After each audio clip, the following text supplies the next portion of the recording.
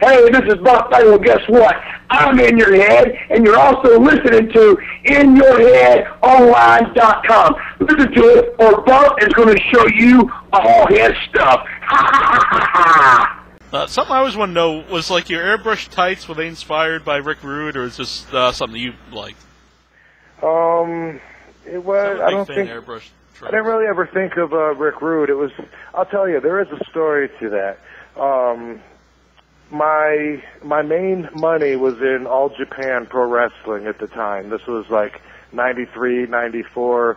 I know that I've got a job there as long as I want it. Giant Baba loves me. He wants me to come back as often as I want to be there. But there's something he doesn't like about my look. I've just got these like a black singlet. And my body at the time, wasn't as developed or anything. And Baba said, you know what? I want you to wear trunks next tour. I was like, Baba, no. And boots, because I used to wrestle barefoot. I used to think that made me look tougher doing flips out to the floor and fighting in the crowd bare feet, Actually, I broke my foot one time in a match with Pez Watley trying to be tough with bare feet. Pistol Pez. So anyway, Baba has me come back with trunks, red trunks, and boots, which were boxing boots, for one tour, and I looked goofy. I looked so ridiculous that after this short 2-week tour, which, if you're lucky you can find pictures of that would have been in 94, I think. After that short tour, he says, okay, next time you come back, maybe go back to singlet. He said, but find something, maybe brighter colors or something, to decorate it up. And so I'm thinking, okay, he's thinking of like the Rockers or something. I'm going to wear these fruity, pink and light blue and light green flags hanging from me. I'm not going to do that. And I saw this guy at a flea market in Savannah, Georgia, at a stand that He airbrushed motorcycle helmets and license plates and boats and gas tanks and all kinds of stuff. He had all these albums to go through and see his work. And his name was Joe Holland. And I said, Joe, can you airbrush a wrestling outfit? And I told him what I had in mind, and I had the design in mind. It was pretty simple.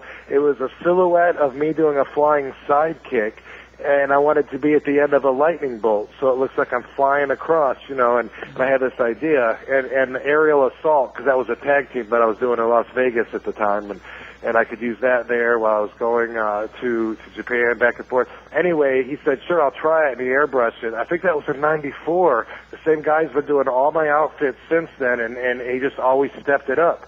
He always stepped it up and would come up with more and more creative.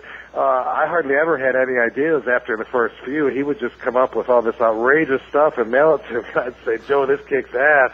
I can't wait to wear it on TV.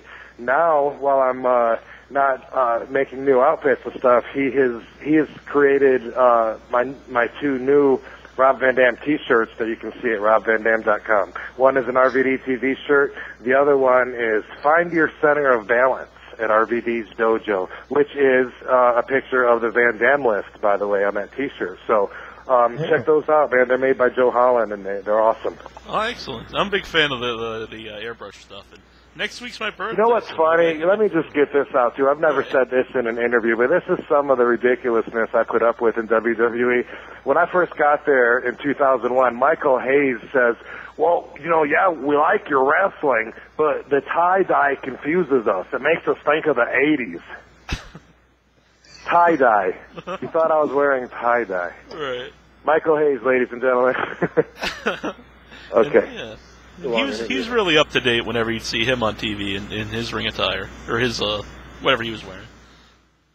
But anyway. Yeah. One of the many things that came down to me from the agents that I ignored. Don't look at the people. Don't look at the fans. We don't do that here. I say, oh, okay. I go out to the ring, turn to the crowd. Rob Van Dam. Eventually, they quit telling me not to look at the crowd.